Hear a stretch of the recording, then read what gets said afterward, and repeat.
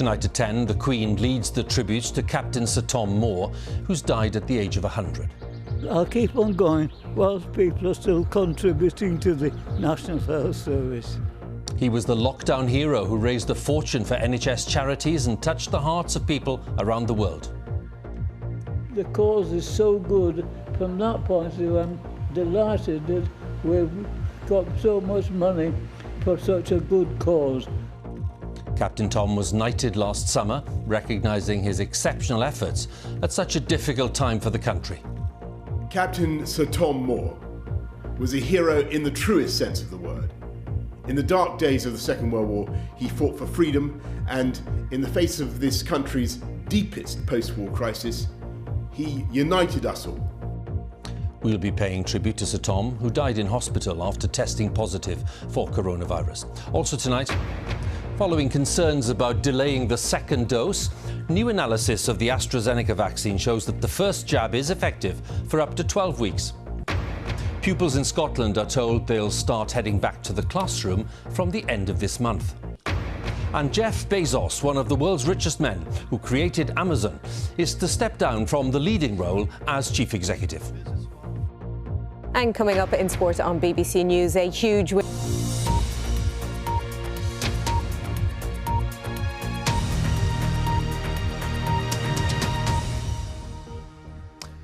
Good evening. Her Majesty the Queen and the Prime Minister Boris Johnson have led the many tributes to Captain Sir Tom Moore, who's died at the age of 100. He was admitted to hospital for pneumonia in January and then again a few days ago, as his family confirmed he tested positive for coronavirus. Sir Tom was a veteran of the Second World War who raised almost £39 million for NHS charities during the first lockdown last year. And that remarkable achievement led to nationwide fame and earned him the respect and admiration of millions. Sir Tom said the pinnacle of the past year for him was being knighted by the Queen at Windsor last summer, as our correspondent David Sillito reports now.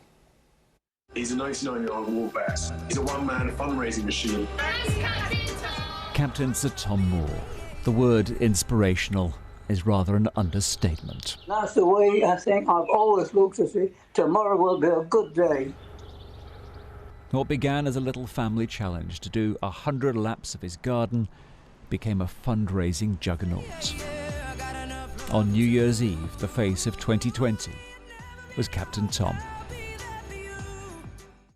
He was born in Keighley in 1920 and had served in Burma during the war. After that, he'd run a business. The closest he'd ever come to fame appearing this Christmas on was an appearance on Blankety Blank. Tom, have you got family or anybody you'd rather not be watching this? Yes, I've two girls. Yes. Coming up 16, coming up 14. But everything changed when his family set up a fundraising page for Captain Tom. The hope was to raise £1,000 for NHS charities to support the nurses and doctors during the pandemic. But just over a week later, the total had passed £1 million. And by the time he celebrated his 100th birthday, the total had topped £30 million. Walk on through the wind. He also had a #1 single. Through the rain. Captain Tom had become known the world over. He received 140,000 birthday cards. The regimental medal. He was made an honorary colonel. He received a knighthood.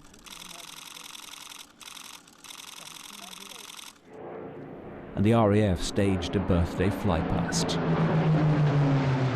I'm absolutely delighted with all the people like you who have come to wish me a many happy birthday. It's been an extraordinary 10 months. The final entry on his wish list was an end-of-year trip to Barbados. And then, earlier this week, it was announced that he had pneumonia and had tested positive for the coronavirus. Leading the tributes today, a statement from Buckingham Palace. The Queen said her thoughts and those of the royal family are with them, recognising the inspiration he provided for the whole nation and others across the world. In Downing Street, the Union flags were at half-mast. Captain Sir Tom Moore was a hero in the truest sense of the word. In the dark days of the Second World War, he fought for freedom, and in the face of this country's deepest post-war crisis, he united us all. Captain Tom described it as a fairy tale, but during some dark months it was his good cheer that became a little source of joy for millions. Never ever anticipate ever in my life anything like this. It really is amazing. And I must say to everyone, thank you very much to everyone, wherever you are.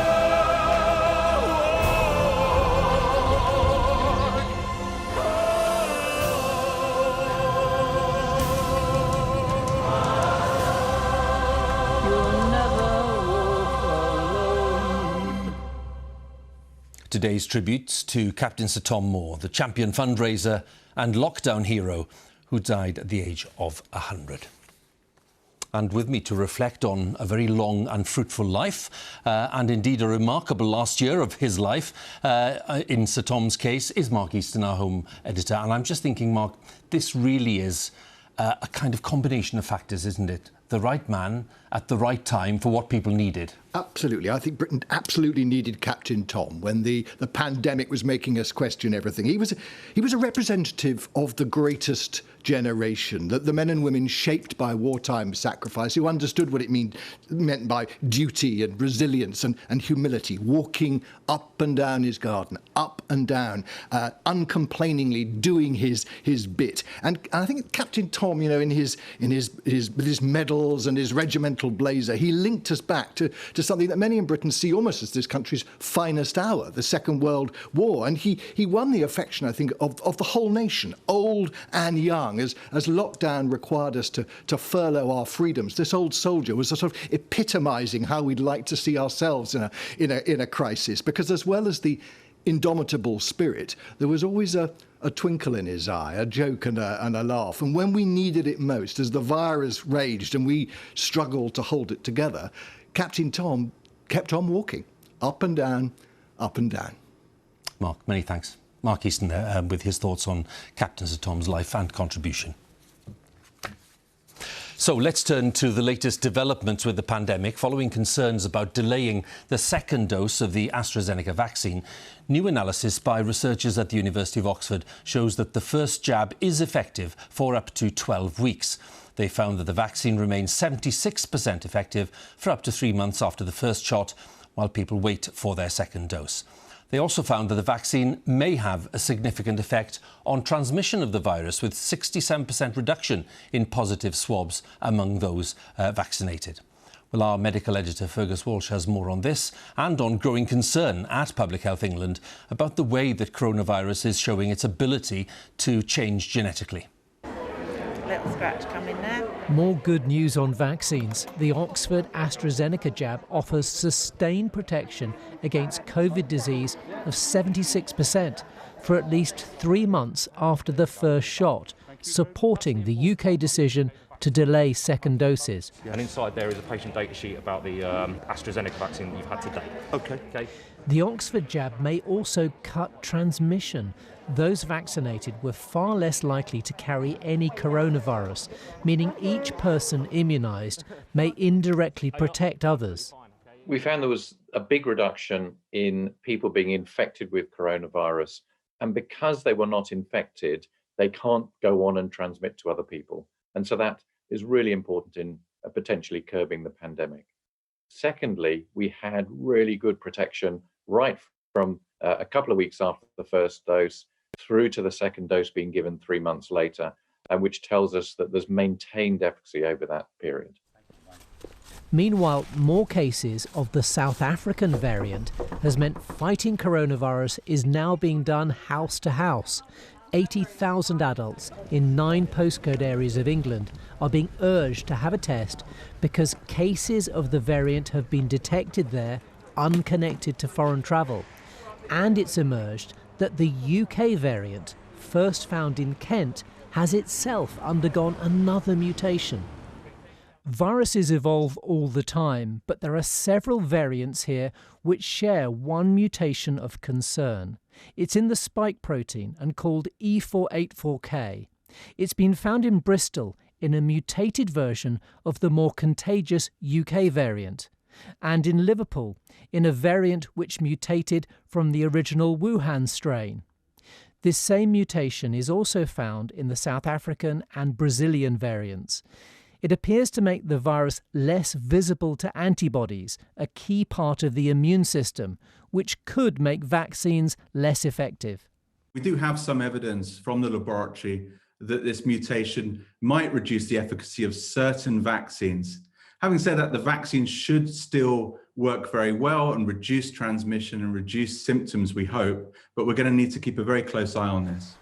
Hello, we're from Woking Council on behalf of Public In Health. Surrey, the public health teams mostly met with a positive response. What do you think about this whole exercise? I think it's brilliant. I think it's really good that they've acted upon it really quickly. It's almost the first thing that I feel like they have taken relatively urgent. Yeah. This door-to-door testing should provide vital information on how much the South African variant may be spreading silently within the community, and hopefully suppress it at least to a certain extent, buying vital time for the vaccine rollout. Well done, that's all done. So the quicker the NHS can immunise those most at risk, the better. And social distancing remains crucial because the less virus out there, the lower the risk of it mutating again. Fergus Walsh, BBC News. We'll talk to Fergus in a moment. Before that, the latest government figures, which show the number of coronavirus cases continues to fall. There were 16,840 new infections recorded in the latest 24-hour period, which means that on average the number of new cases reported per day in the past week is 23,268. Across the UK, an average of 32,466 people were in hospital with coronavirus over the 7 days to Sunday, including suspected cases in Wales. 1,449 deaths were reported. That's people who died within 28 days of a positive COVID test. On average in the past week, 1,122 deaths were announced every day. Total number of deaths so far across the UK is 108,013. Let's look at the vaccination rollout. The latest figures there, 350,348 people have had their first dose of one of the 3 approved COVID-19 vaccines. That's in the latest 24-hour period, taking the overall number of people who've had their first jab to 9,646,715. And as promised, Fergus is here. We've had quite a few developments today, Fergus. What are you going to pick out for viewers? So I wouldn't be surprised if some viewers are confused about all these new variants, but I think the take-home message is there is some evidence that the new variants may be able to evade parts of the immune system and make the vaccines less likely to stop infection completely, but we need a lot more research there.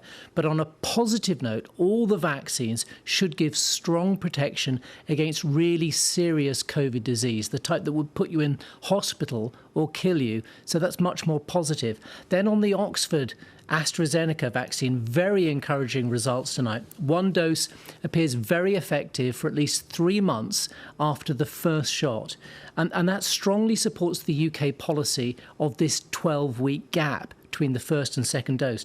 And then these tantalising findings still out for review that the vaccine may curb transmission. And that would be really important in reining in the pandemic. Fergus, many thanks once again. Fergus Walsh there, our medical editor. Let's talk about another development today, because France's health regulator became the latest in the European Union to recommend that the Oxford AstraZeneca vaccine should not be given to people over 65 years old. They say that more studies were needed before the vaccine was used in older age groups. It follows a similar decision by Germany last week, and that is despite the EU's Medicines Agency approving the vaccine for all ages. Now, ministers at Westminster are under more pressure to tighten the quarantine rules for people arriving into the UK. The rules were tightened last month, meaning that all travellers must self-isolate for 10 days when they return to the UK, while people returning to England from high-risk countries will have to quarantine in hotels. But Labour says that these measures don't go far enough, given the high level of infections. Our political correspondent Ben Wright has the story. There's a trickle of arrivals compared with before. But people are still coming into the UK, around 21,000 a day, including hauliers. border restrictions were tightened again after the South African and Brazil variants of COVID were discovered. But Labour says it's time to isolate all arrivals to the UK in hotels.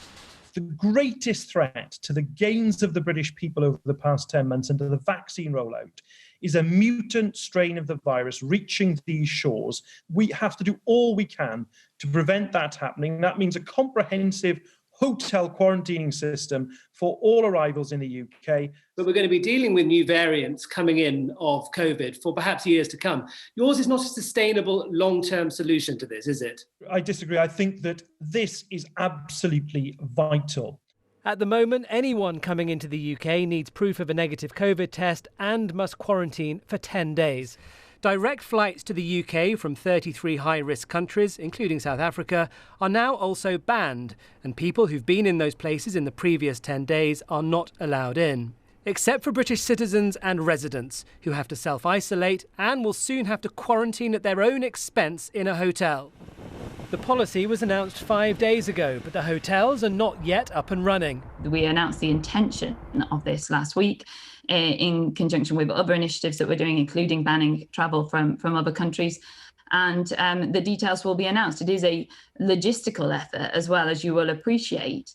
But today, the Scottish Government said the UK's quarantine plans did not go far enough. We intend to introduce a managed quarantine requirement for anyone who arrives directly into Scotland, regardless of which country they have come from. Here at Westminster, the opposition says this is the latest example of ministers bungling their approach to borders and acting too late. There certainly seems to be a long-running debate within the government between some ministers who want the tightest possible restrictions and others fretting about the impact that could have on airlines and the economy. The government says its scientific advisers have not recommended completely closed borders, but the argument around risk isn't settled. Ben Wright, BBC News, Westminster. Now, pupils in Scotland will start heading back to the classroom from the end of this month. The First Minister, Nicola Sturgeon, made the announcement to MSPs this afternoon. All early years and childcare, as well as pupils in primaries 1 to 3, will return full-time in the week beginning the 22nd of February. And the First Minister added that there would be a part-time return for secondary school pupils in S4 to S6 who have to complete practical work for national qualifications. The timetable will be confirmed in a fortnight's time and will depend on the lockdown continuing to work. Our Scotland editor, Sarah Smith, has more details.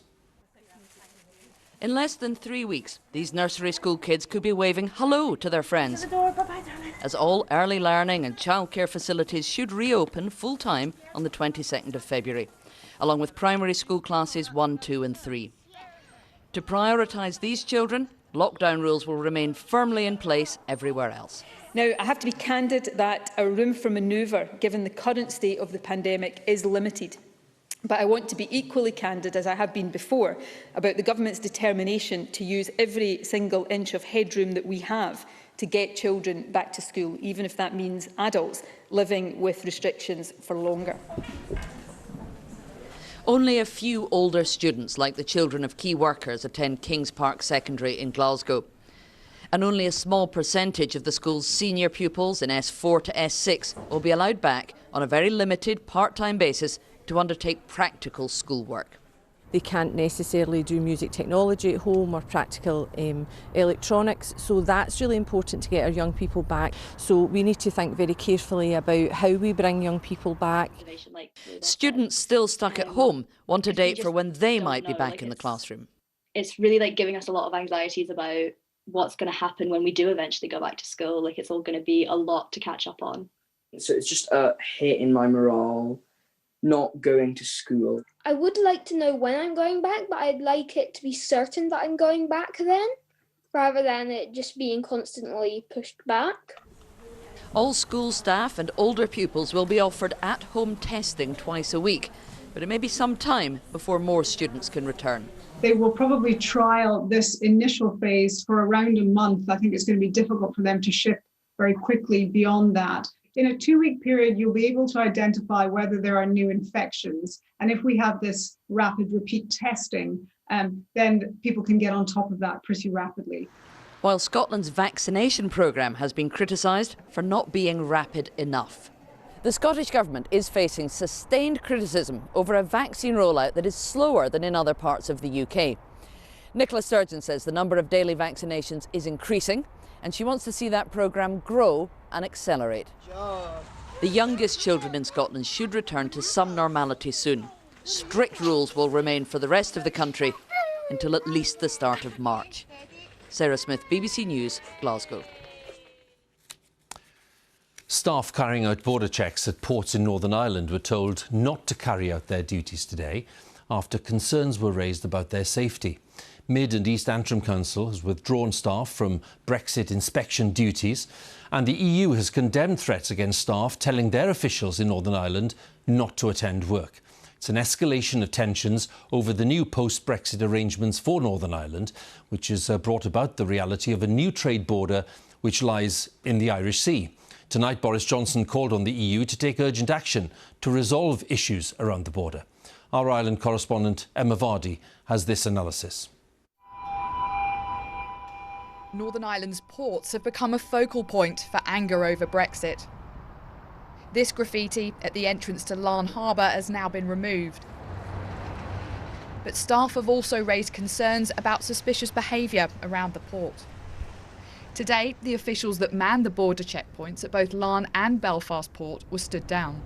We have seen increasing signs of discontent and tensions within certain sections of the community. We have seen a number of incidents of graffiti, threatening or intimidatory in nature towards staff at points of entry. The growing tensions stem from the new Brexit arrangements, which mean lorry loads of goods arriving into Northern Ireland from Britain are subject to new checks and controls that never existed before, which many unionists view as an unacceptable border, dividing up the UK. Today, hauliers arriving into Belfast and Larne were told for now checks on goods were being suspended. Because of the safety concerns, the EU also told its staff not to show up for work at the ports today. And while this isn't being linked to any organised group, it goes to show it doesn't take much to disrupt what is already a fragile situation here. We condemn very strongly any threat of violence against port officials or anybody else in Northern Ireland. Police say there's no evidence that loyalist paramilitaries are behind this, but Northern Ireland's past means there's always heightened awareness over security. The DUP are calling for the government to override parts of the Brexit deal, which are causing the greatest unease. Ironically, all of the withdrawal agreement and the Northern Ireland Protocol were meant to be put in place to maintain the peace in Northern Ireland. And yet we find that its provisions and the way in which it's been handled are causing tensions. It's not clear how quickly port staff will return to work here. But today, Michael Gove, the minister in charge of Brexit, said there are serious problems with the arrangements for Northern Ireland which need to be addressed. Emma Vardy, BBC News, Larne. And the EU has told British fishermen that they are banned indefinitely from selling live mussels, oysters, clams, cockles and scallops to the 27 EU member states. As the UK is now a separate country from the EU countries, it is not allowed to transport the seafood to the EU unless they have been already treated in purification plants. British fishermen say they don't have enough tanks ready and that their business is less viable. The government here has promised to continue to raise the issue with the EU. Now, the Russian opposition activist Alexei Navalny has been told that he will serve 2.5 years in prison, a decision that has brought about worldwide criticism and prompted more protests in Russia. He's been accused of breaching his parole, but the time in question was when he spent time in Germany being treated for poisoning, an attack blamed on the Russian leadership. Mr. Navalny and his supporters say he is being persecuted because he is feared by President Putin. The UK and other countries have called for Mr. Navalny's immediate release, as our correspondent Steve Rosenberg reports from Moscow, and a warning there is some flash photography coming up. For years, the Russian authorities claimed Alexei Navalny was no threat to them, that he was a nobody. But outside court, they were taking no chances. Inside, Mr. Navalny was locked in a glass cage. He'd been accused of a parole violation in a case he insists is politically motivated. A heart sign to his wife Yulia, who was there in court. When the verdict came, he put on a brave face. But the Kremlin's most vocal critic had been sent to prison for 2.5 years. Up until today, the Russian authorities avoided sending Alexei Navalny to prison for fear of making him a political martyr. But the calculation has changed. To the Kremlin, Mr. Navalny is now seen as a bigger threat at liberty than behind bars. That's because in Russia, he has become the face of protest, a catalyst for political change. Mr. Navalny's arrest had brought people onto the streets across the country. Now his prison sentence has sparked international condemnation. We reiterate our call for the Russian government to immediately, unconditionally release Mr. Navalny, as well as the hundreds of other Russian citizens wrongfully detained in recent weeks for exercising their rights. Message not received. This is Moscow tonight. Police are out in force and determined to stop any sign of protest in support of Mr. Navalny. Alexei, we're with you, he just has time to say. The authorities will be hoping that with Russia's leading opposition figure in prison, the protests will lose steam. And if they don't, well, those in power here are in no mood for compromise. Steve Rosenberg, BBC News, Moscow. Now, with just a week to go before Donald Trump's second impeachment trial, the two sides have been laying out their arguments in pre-trial documents. Senior Democrats have accused him of inciting insurrection at the US Capitol in January by creating a powder keg of discontent. But Mr. Trump's lawyers say that the impeachment process violates the Constitution. Now, in the past hour, it's been announced that Jeff Bezos is to stand down from his role as chief executive of the internet giant Amazon. That's the company that he created some 30 years ago. He's not severing his ties with Amazon. It's said that he'll work on other projects. The news came after the company reported huge profits for the last 3 months of 2020. Let's get the latest from our business correspondent, Michelle Fleury, in New York. Michelle, what do you make of this? Look, this was a huge surprise. I think everyone from Wall Street to Silicon Valley was caught unawares by this. Jeff Bezos is someone whose success is unquestionable. From scratch, he built arguably, one of the top companies around the world today. And suddenly he's announcing in a memo to employees that he is going to step aside from the online retail juggernaut and hand over the reins to Andy Jassy. Now, Andy Jassy is someone who runs the company's cloud business, web-based cloud business. It is a booming part of the company and perhaps one that many people are less familiar with. We think of it as an online retailer, but the success of this division is such that he has been elevated to the top job. Those, though, who think that Mr. Bezos is disappearing, think again. He is moving to the executive chair role and he's expected to be heavily involved in any major decision within the company. Michelle, many thanks for the update. Michelle Fleury, our business correspondent in New York. Well, Amazon, as it happens, wasn't alone, of course, in announcing huge profits this year, as most of the big tech firms had a hugely successful 2020. Prompting yet more questions about their overwhelming dominance in financial and business terms. From San Francisco, our correspondent James Clayton sent this report. There have been winners and losers from this pandemic, and some of the biggest winners are also some of the richest companies in the world, based around San Francisco. Take here at Apple. Last week, the company posted record quarterly sales of more than £80 billion. At that rate, during this 2.5-minute news report, Apple will have done £1.5 million worth of sales. Big tech has had an astonishingly profitable pandemic.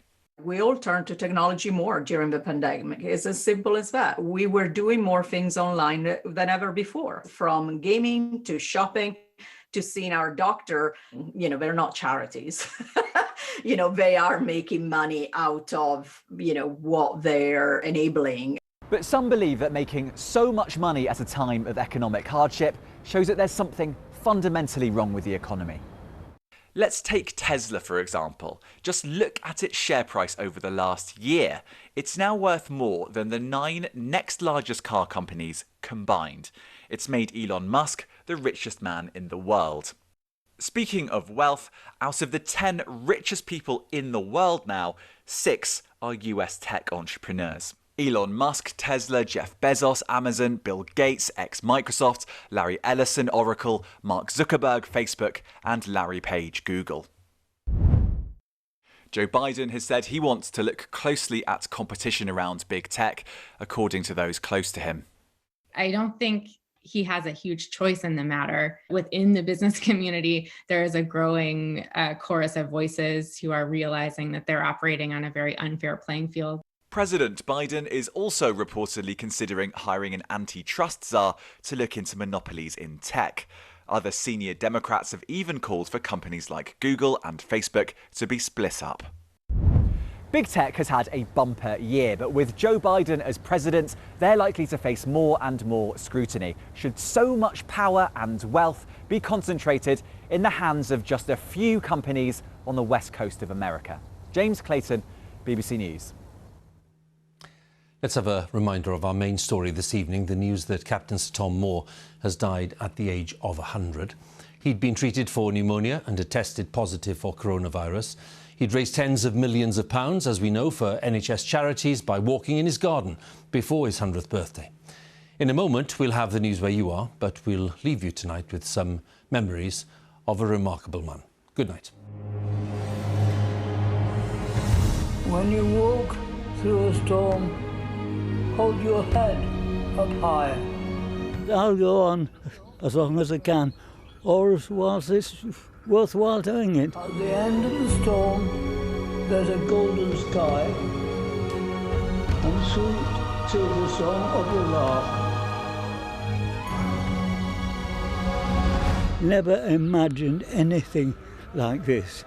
You are the UK's official #1. That really is truly amazing, isn't it?